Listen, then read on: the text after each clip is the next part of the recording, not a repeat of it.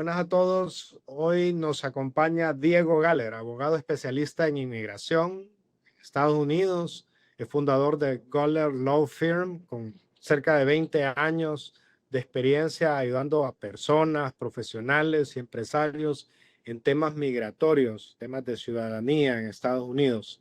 Destacar que dentro de todo este marco hay diferentes visas y ya vamos a hablar de eso, ya le vamos a preguntar a nuestro especialista de hoy. Diego, vamos a irnos muy al principio. ¿Cómo nace tu interés en la inmigración y qué te motiva a fundar tu propia firma en Estados Unidos? Gracias, René. Linda pregunta, porque no mucha gente hace esas preguntas, ¿eh? La historia tiene dos partes. Una parte es en el 2001, yo estaba dando clases en México y me mandaron a Estados Unidos, a la Universidad de Stanford, a tomar unos cursos, a hacer unos intercambios con los profesores.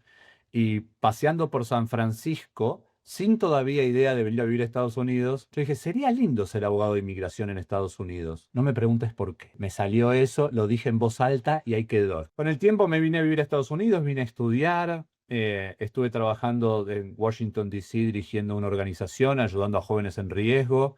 Yo estudié temas de derechos humanos, temas de derechos internacionales. Y cuando me tocó mudarme de Washington, D.C. a Houston, ya hace casi 18 años, yo estaba mucho con la idea de esto de ayudar a la gente y de colaborar con la gente. Y dije, bueno, ¿cómo puedo unir seguir ayudando a la gente con mi carrera de abogado en Houston? Y me enfoqué en inmigración. Y empecé a buscar trabajo de inmigración. Y yo estaba buscando un trabajo específico en temas de inmigración. No era cualquier tipo de trabajo. Me entrevistaron en varios lugares y yo decía que no, hasta que finalmente encontré el lugar donde yo quería trabajar y empecé a trabajar para una firma haciendo esto que decías. Yo no me he dedicado a temas de deportación o a temas de asilo político, sino es ayudar a empresarios, a todos estos emprendedores, inversionistas, ejecutivos, profesionales, personas que quieren venir a comenzar una nueva vida a Estados Unidos y decir, bueno, ¿cómo lo hago? ¿De qué manera lo puedo hacer? Y ayudar artistas, deportistas, o sea, personas con habilidades extraordinarias. Ha sido muy lindo este recorrido de tantos años y de ver todas las personas tan distintas a las que hemos podido ayudar. Así que bueno, así un poquito es que comenzó esto, ¿no? Excelente, magnífico, interesante, Diego. Y yéndonos al presente, con la llegada de la administración Trump ha habido preocupación sobre el tema migratorio. Lo estoy enmarcando de manera general, sin entrar todavía a lo específico que tú atiendes, pero cuéntame, ¿estamos viendo una caída de la migración en general o es principalmente de la migración irregular? Principalmente de la inmigración irregular. Lo que sucedió, nosotros, bueno, ya tuvimos la experiencia y hemos vivido la primera administración, ¿ok? De este mismo Sí. presidente. Y se está repitiendo en la segunda administración un patrón en relación a la inmigración regular. Y es decir, que la regular es premiada. El que hace las cosas bien, le va bien. Y estamos viendo nosotros que, si bien es cierto, hubo mucho miedo al principio, cuando comenzó digamos, este nuevo presidente otra vez. La verdad es que estamos teniendo nosotros tasas de aprobación sin ningún problema. Y no solo nosotros, lo estamos viendo con nuestros colegas. Es decir, los que invierten, los que vienen a armar su empresa, los que son transferidos a través de empresas. Todo eso sigue bien. Ahora, hubo mucha persecución a la inmigración irregular. Sigue habiéndolo. Pero si te fijas en las noticias, al principio era muchísima persecución, se veía en todas las ciudades, en todos lados, que paraban a todo mundo. Hoy ya no se ve eso, ¿ok? Como antes, inclusive en la inmigración irregular. Pero sí hay detenciones que antes tampoco existían sobre personas, no sé, que están con asilo político y de repente los detienen. ¿Por qué? Porque lo que están tratando de hacer es de restringir, de no motivar a las personas a que estén pidiendo asilo y se queden 6, 8, 10 años en Estados Unidos con base en un asilo que quizás a veces no tiene mérito, ¿no? Sí, si no hay el sustento para otorgarlo, ¿no? Y fíjate que preparándome para este podcast, miraba algunas estadísticas y veía como algunos tipos de visas, antes de finalizar el año, la disponibilidad de esas categorías ya se habían agotado porque mucha gente las había solicitado. Entonces, eso nos muestra que por un lado, Estados Unidos sigue necesitando talento, inversión, crecimiento, ¿verdad? Su población va en una curva donde necesita talento joven que venga de otro lado y que contribuya y que haga esos equilibrios que son tan importantes en estos países. Entonces, ¿qué tipo de inmigrante sigue siendo bienvenido hoy?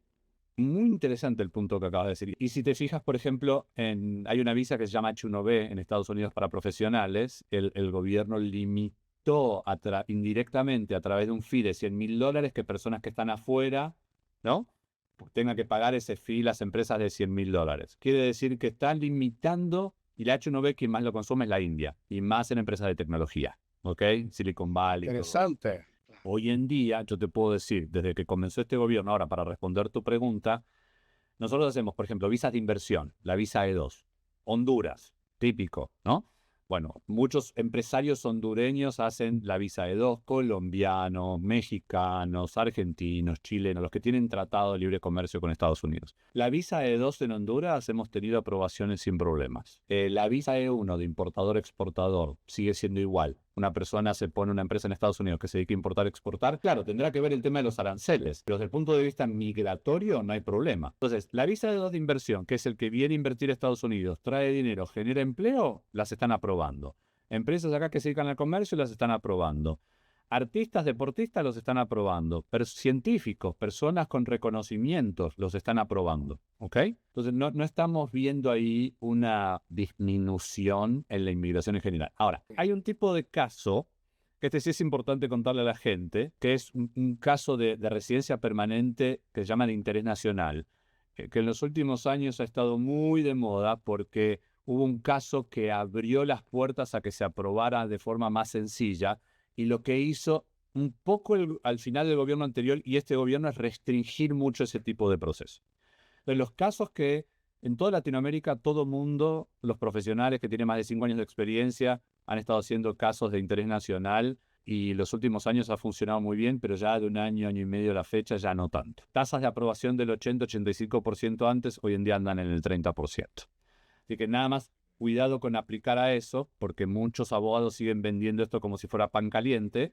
No es así. Ya no es más. Ya no dejó es de más. ser. Nada más cuidado con las publicidades engañosas. Más allá de ese punto específico, de ese proceso específico para profesionales, el resto sigue abierto, sin inconveniente. Muy bien, entonces estamos viendo que la conversación se ha movido de cantidad a calidad, manteniendo cifras altas en una gran cantidad de tipos de visas, pero con perfiles específicos y entendiendo bien lo particular del momento, ¿no? Entendiendo que como en cualquier etapa y como en cualquier momento, habrán visas que tendrán mayor potencialidad de aprobación que otras, pero eso pasa todo el tiempo, ¿no? Solo que van cambiando y se van moviendo. Entendería que así es. Para los que no conocemos del tema, muchos estaremos tal vez familiarizados con una visa de turista y para de contar.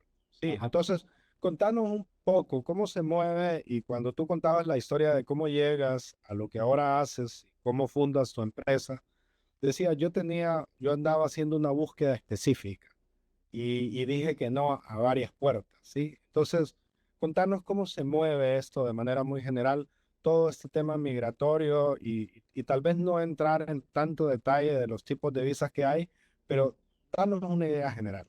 Buenísimo. Acabo de tener una conversación con un muchacho desarrollador que me decía esto mismo. Yo solamente conocía la visa de turista y empecé a hablar con gente y me empezó a contar que existen otras en Estados Unidos. O sea, por eso estoy hablando contigo ahora, porque quiero entender qué otras opciones tengo. Y buena la pregunta también, porque mucha gente luego se viene a Estados Unidos con su visa de turista, empieza a hacer negocios, empieza a hacer cosas acá sin planear bien, y después tiene más problemas que beneficios. Estados Unidos es un país de reglas, ¿ok? Hay diferentes tipos de procesos. Si uno cumple bien los 4 o 5 requisitos que nos piden y cumplimos bien las reglas, nos va a ir bien y nos van a aprobar la visa en general, ¿ok? Esta es la regla general y en Estados Unidos funciona. El mundo migratorio se divide como en 2 grandes grupos. Está el mundo de las visas de no inmigrantes y el mundo de las residencias permanentes. Y los llamo mundos porque hay muchas visas de no inmigrantes y hay muchos programas o formas también de conseguir la residencia permanente. Aunque el fin es el último, que es la Green Card, hay muchas maneras distintas de conseguir. De llegar ahí, sí. Y llegan ahí. Entonces, en las visas de no inmigrante, la de turista es una de ellas. Hay visas que literalmente van de la A a la Z. Está la visa A, la B, la C, la D, la E, la F, la G. Son todos tipos de visas. Depende, el objetivo que tenga la persona es la visa que tiene que buscar. Como tú dices, la más común es la de turista, porque todo el mundo quiere venir a Disney, a pasear, a conocer Estados Unidos e ir a New York, a la Estatua de la Libertad. Pero después de eso, si una persona quiere estudiar, hay visas para estudiantes, hay visas para empresarios, hay 3 visas diferentes para empresarios, hay visas de trabajo, visas para periodistas, hay visas para deportistas y artistas, para científicos y personas con reconocimientos. Hay visas de intercambio. O sea, hay diferentes tipos de visas. El objetivo de esto es, cuando tengan una idea en su cabeza de qué es lo que quieren venir a hacer, busquen la visa apropiada. Cumplen esos 4 o 5 requisitos que pide la visa y lo más probable es que se la aprueben sin inconveniente. Y ahora moviéndonos al mundo empresarial y hablando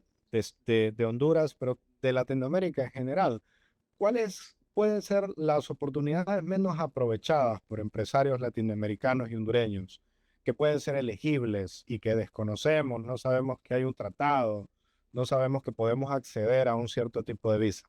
¿Cuáles podrían ser esas, Diego?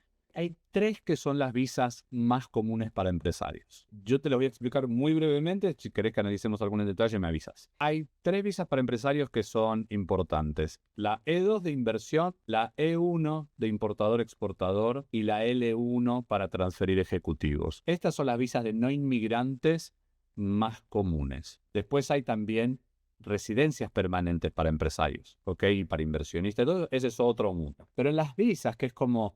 Yo siempre digo lo de más de corto plazo, es como venir y dar el primer paso, poner ya un pie en Estados Unidos. Normalmente se hace con las visas de no inmigrante. Y en las visas de no inmigrante, por ejemplo, la E2 es inversión. ¿Qué quiere decir? Creo una empresa en Estados Unidos, invierto dinero en esa empresa, arriesgo, gasto dinero en comenzar las operaciones de mi empresa, comienzo esas operaciones, demuestro que el dinero lo traje a Estados Unidos, o si ya lo tenía en Estados Unidos, que el dinero tiene un origen legal, ¿ok? Porque el gobierno no le va a dar visas a personas que estén lavando dinero, corrupción, narcotráfico, nada de todo eso. Tenemos que demostrar el origen legítimo de ese dinero y que yo estoy armando una empresa en Estados Unidos que va a generar derrama económica, que voy a pagar impuestos, que voy a contratar gente, que va a operar, que voy a facturar, etc. Para eso no importan tanto mis antecedentes. Es decir, yo no tengo que tener una empresa en mi país. Solamente el gobierno se enfoca en la empresa que yo voy a armar en Estados Unidos. Entonces, invierto. ¿Cuánto invertir? No hay nada en la ley. Nosotros recomendamos por experiencia mínimo $100.000, 100, $150.000, $200.000. A veces puede ser con menos. Depende de la circunstancia. Hemos tenido casos con mucho menos. Ese es un tipo de visa para empresarios que es muy común. Ahora, está restringido a países que tengan tratado de libre comercio con Estados Unidos. Por ejemplo, Honduras, México, Costa Rica, Panamá, Argentina, Chile, Colombia, Paraguay, son países que tienen tratado de libre comercio. Ahora, hay personas que, por ejemplo, no sé, un uruguayo que también es italiano, ¿ok? Entonces ahí se puede aprovechar porque a través de esa nacionalidad europea se puede aprovechar. Otra es la visa E1 de importador-exportador, en donde no hay que invertir dinero, pero sí hay que demostrar que hay transacciones comerciales, importación, exportación entre Estados Unidos y el país de origen. Entonces, por ejemplo, no sé, en el caso de Colombia, o en el caso de Honduras, o en el caso de Argentina, si yo importo o exporto, que pueden ser bienes o servicios entre un país y otro, puedo lograrlo. Una pregunta, Diego, y perdón que te interrumpa, quiero entender porque hablabas de inversiones, incluso mencionaste montos para visas G1. En este tipo de visa aplica el que alguien diga, oye, pero yo ya identifiqué una empresa allá y estoy pensando en comprarla. ¿Eso podría funcionar o no es el caso? Sí, 100%. Entonces, en la visa E2 de inversión, yo como clasifico esto, no es la ley, no es nada, esta es mi clasificación para explicarle fácil a los clientes. Sí, cuando uno invierte en Estados Unidos en una empresa, uno puede invertir en su negocio comenzándolo desde cero y puede crear su marca y dar su servicio o generar un producto. Puedo comprar una franquicia, que también es un negocio nuevo normalmente, con la diferencia de que ya hay un franquiciante que ya estableció cómo son las operaciones, cómo es el marketing y ya tienen un camino recorrido que me puede acortar mi curva de aprendizaje en Estados Unidos. Puedo comprar un negocio funcionando, ya existente. Si alguien está vendiendo un lavadero de autos o una peluquería de perros, yo puedo ir y comprar ese negocio, ya está funcionando, está bien. En Estados Unidos es muy común comprar negocios existentes, no como en otros países que creemos que les va mal. Y la cuarta es, puedo asociarme a alguien, ¿ok? Entonces yo, por ejemplo, tengo un conocido que tiene una empresa en California que vende helados, yo puedo comprarle el 50% de las acciones, me asocio a él y yo teniendo por lo menos el 50% de las acciones, puedo obtener la visa de inversión. Para alguien que está ya facturando en Honduras, en Latinoamérica, podemos hablar de montos mínimos, de decir, mira, si tú ya estás facturando tantos cientos de miles de dólares, ya puedes pensar, digamos, en poder lograr esa idea de, ya sea de vender tu producto o tu servicio en Estados Unidos. Hay una franja económica a partir de la cual se vuelve ya atractivo pensar en algún tipo de estas visas.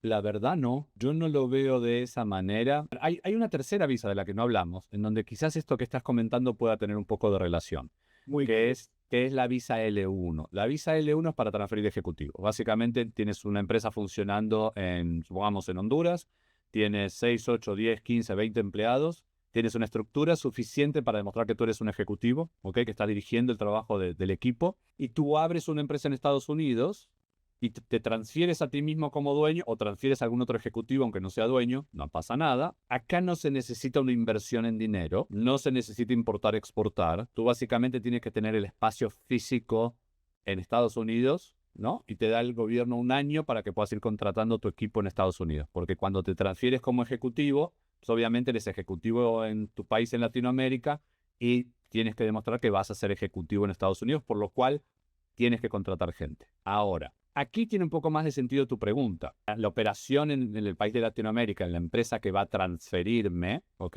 a Estados Unidos, esa empresa es bueno. No, la ley no exige nada de dinero, pero que tenga suficiente capacidad como para poder mantener a ese ejecutivo un año. Pero tampoco es tan relevante lo que esté facturando en Honduras, porque si el dueño de la empresa, no sé, tiene una cuenta de banco con $500,000, y aunque no lo tenga la empresa, pero lo tiene personal, puede demostrar que tiene dinero para mantenerse el primer año. Entonces, ahí es básicamente demostrar que alguien tiene la capacidad financiera de poder mantener a mí como dueño, a ese ejecutivo el primer año. Nada más. El resto yo no me preocuparía tanto por el tamaño de la empresa en Latinoamérica.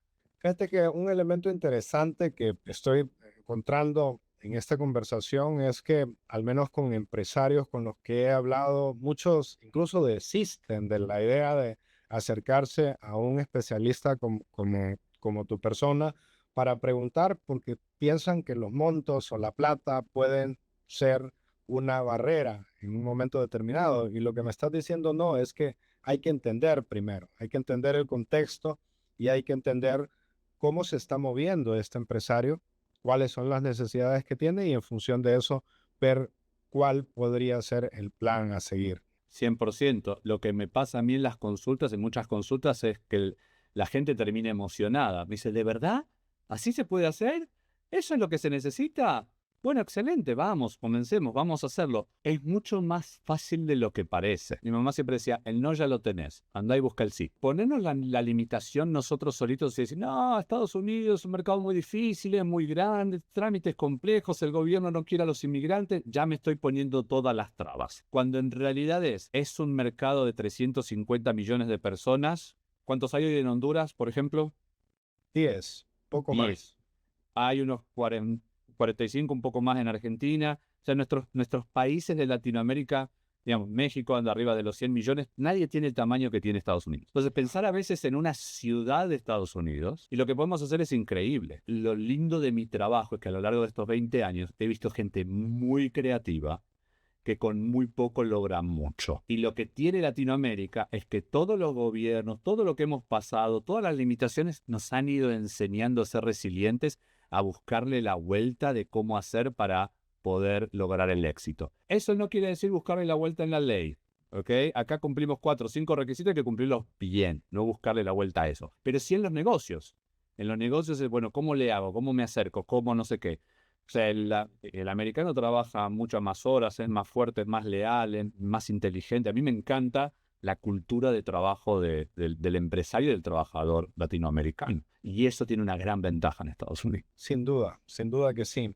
Y la conversación está maravillosa y quiero comentar que en unos pocos días vas a estar en un evento virtual. No vamos a tener la suerte de tenerte de manera presencial, pero vas a estar virtual Primero con la Cámara de Comercio e Industrias de Cortés. Esto va a ser el martes 16 de junio. Y el jueves 18 de junio con la Cámara de Comercio e Industrias de Tegucigalpa. ¿Qué Correcto. temas e insights nos vas a compartir? ¿Vas a hablar un poco de lo que estamos viendo y estamos conversando en este momento, Diego? Pero con mucho más detalle. Las charlas van a ser el 16 y el 18. Voy a estar con un equipo, o sea, vamos a hacer un equipo de personas que vamos a estar. Vamos a hablar de temas migratorios, vamos a hablar de temas corporativos, vamos a hablar de temas de planes de negocios y cómo planear y cómo es la cultura de negocios en Estados Unidos. Vamos a hablar de franquicias y un equipo va a estar educando a las personas para que puedan decir, ok, lo que tú decías hace un ratito, no es tan difícil, no es tan loco, no me tengo que limitar yo mismo. La verdad es que se puede hacer. ¿Tengo que seguir estos pasos? Sí. ¿Vale el esfuerzo? Sí. Porque, claro, con unas inversiones bajas, yo te digo $100,000, para algunos pueden parecerle mucho, para otros puede parecer no tanto, pero $100,000 de facturación después en Estados Unidos, o sea, lo que yo invierto en general, si el modelo de negocio es bueno, ¿cuántos años recuperé la inversión y después es ganancia? ¿Okay? Depende del negocio y qué tan efectivo sea. Yo conozco gente que con poco gana millones, gente que con mucho gana cientos. ¿No? Va a depender de cada empresario. Vamos a estar dando estas charlas, van a ser creo que a las 10 de la mañana, en horario de Honduras, así que inscríbanse a través de las cámaras y pueden aprovechar que 4 profesionales de Estados Unidos van a estar, además, no solo presentando, sino contestándole todas las preguntas que tengan. Yo creo que es una oportunidad tremenda y quiero preguntarte, porque ya he estado en eventos como estos y creo que son oportunidades únicas. Como decía, uno llega con ideas equivocadas, con algunos mitos, incluso con el miedo de que, no, pues ya salió por ahí de que hay que pagar un fee de $100,000 de entrada y creo en eso y me cierro con eso y me cierro a un mundo de oportunidades, ¿no? Entonces, cuéntame algún caso de éxito que hayas tenido como resultado de estos networking de un evento como esto que se va a dar en estas cámaras de comercio. Te voy a contar los casos de Honduras. Nosotros fuimos a Honduras a dar en estas mismas cámaras charlas presenciales. Creo que fue hace 2 años o 3 años. Todavía hoy tenemos gente que llega a las consultas y dice, aquí tengo el folleto después de 2, 3 años. Que me dice, yo estuve en esa charla o me pasó tal persona su folleto. Estamos todavía teniendo consultas. Hemos tenido en cada una, tuvimos casi más de 150 personas en cada una de las conferencias. Y hemos tenido por lo menos unos 15 empresarios que nos contrataron y que tienen hoy en día sus visas aprobadas, que vinieron a una charla simplemente a escuchar. Y de escuchar empezaron a idear. Y de idear preguntaron. Pero lo más importante es que se dejen guiar y que hagamos un trabajo juntos en equipo. Y cuando funciona así, cuando hay buena sinergia, los casos salen súper bien. Nuestras tasas de aprobación son de arriba del 95%. No porque seamos los mejores del mundo, porque trabajamos muy bien con nuestros clientes. Formidable, formidable. Volviendo rápidamente al tema de estos mitos y estas ideas que tenemos, yo he oído mucho de que los procesos son complicados, que son lentos. Algo que he aprendido es que los gobiernos, y especialmente en este caso el gobierno de Estados Unidos, tiene ya sus procesos muy, muy claramente definidos y hay espacios de tiempo, claro, puede ser en un momento determinado unos pocos meses y otros un poco más, pero que en la medida que uno los entiende es mucho más fácil navegar en ellos y poderse mover para obtener los resultados esperados. ¿Cuál es tu experiencia al respecto, Diego? Mire, en los últimos años lo que impactó más fuerte fue la pandemia. Cuando fue la pandemia que se cerraron los consulados a la hora de... antes de la pandemia, vamos a hacer un paso atrás. Antes de la pandemia en general, por ejemplo, para poner las visas E2 de inversión, las visas E2 de inversión, una vez que el paquete se enviaba al consulado, es decir, que ya la empresa estaba con el dinero invertido, ya operando, ya funcionando, ya cumpliendo todos los requisitos, y se mandaba el paquete. Normalmente el paquete tardaba 1 o 2 meses. Con la pandemia, cuando se cerró, todo se desorganizó. Diferentes consulados fueron abriendo despacito. El último en abrir las visas de inversión fue Colombia, que no tiene demasiado tiempo, tiene unos meses, que abrió finalmente Colombia. Todavía. Hace poco. Abrió full después de la pandemia porque no estaban aceptando visas de inversión hasta relativamente poco. Y también los tiempos han variado en cada consulado. Entonces, hay consulados que al principio, cuando abrió la pandemia, se tardaban, no sé, en dar una cita para una visa de inversión 1 año, 1 año y medio, hasta 2. han ido bajando los plazos, después los han ido subiendo, han ido abriendo, han ido cerrando, han ido siendo más intermitentes. De los procesos consulares, cuando uno va al consulado americano en el país de origen, varían, hoy en día todavía siguen variando mucho, pero se están acomodando despacito, se van acomodando despacito y nosotros vamos viendo con cada país cómo van y vamos dialogando con los consulados a ver cómo van en sus plazos. Cuando el cliente está bien organizado y tiene bien armado el negocio en Estados Unidos, esto no tiene un mayor impacto. Los procesos que se hacen dentro de Estados Unidos, que acá dentro de Estados Unidos no se saca visa, sino que solamente se cambia la clasificación, por ejemplo, y el permiso de estancia, esos procesos todavía los plazos pueden estar más acortados cuando uno le paga al gobierno lo llama un premium processing y a veces tenemos resultados en 15 días. Pero como tú dices, cada consulado tiene hoy en día su proceso totalmente diferente, tiene sus plazos que son diferentes uno de otro, y nosotros vamos controlándolos y viéndolos cómo van avanzando. Y esto que mencionas es importante porque en la medida que uno se acerca al despacho, a la firma correcta, que entiende y que sabe cómo se manejan los tiempos, es mucho más fácil navegar, ¿no? A alguien que te dice, pues rápido, cuando en realidad ese consulado tiene una mora, una carga de pendientes muy alta y no va a ser así, ¿no? Bueno, pues nos estamos llegando ya a la parte final, Diego. De nuevo, invitarlos que no se pierdan, que por favor se conecten a los eventos. Van a haber 2 eventos. Uno es el 16 de junio con la Cámara de Comercio e Industrias de Cortés y el otro es el 18 de junio con la Cámara de Comercio e Industrias de Tegucigalpa. En ambos eventos van a haber 4 expertos. Diego es uno de ellos. Como Diego ya lo explicó, les van a hablar de planes de negocio, le van a hablar de la parte migratoria, de los aspectos legales corporativos también para poder crear tu negocio y les van a hablar de franquicias. Así que es una oportunidad única, no se lo pueden perder. Yo ya he estado ahí y creo que es una oportunidad valiosísima para poder interactuar, para poder preguntar y esta vez va a ser virtual, así que se pueden conectar desde cualquier lugar, ¿no? Correcto. Diego, de nuestro invitado anterior te dejaron una pregunta. Tú te imaginarás quién es el invitado anterior y él dice, pregúntale a Diego lo siguiente, ¿cuál fue el reto más importante que encontró para ubicarse en Estados Unidos y cómo lo venció? Es una buena pregunta. Mi reto personal fue el idioma. Yo viví en diferentes países, soy originalmente de Argentina, viví en México 5 años. Cuando había viajado a Estados Unidos alguna vez y yo estudié inglés en mis países como de forma técnica. Cuando empecé en la universidad y tenía que estar en el día a día, el inglés es lo que al principio me descontrolaba un poco. Y cuando conseguí mi primer trabajo, ya cuando vine a vivir a Estados Unidos hace 20 años, y yo tenía que atender el teléfono y de repente tenía que estar hablando con un juez, tenía que estar hablando con la policía, tenía que estar hablando con el director de una escuela o con diferentes personas. Ahí es donde... Pero mi jefe en ese momento, hace 20 años, me dijo algo que me cambió totalmente mi mentalidad con respecto al idioma, que fue, no te preocupes. Quien quiera entenderte, te va a entender aunque lo hables mal. Quien no quiera entenderte, aunque lo hables perfecto, no te va a entender, porque es un tema de actitud y de intención. Ese día me relajé.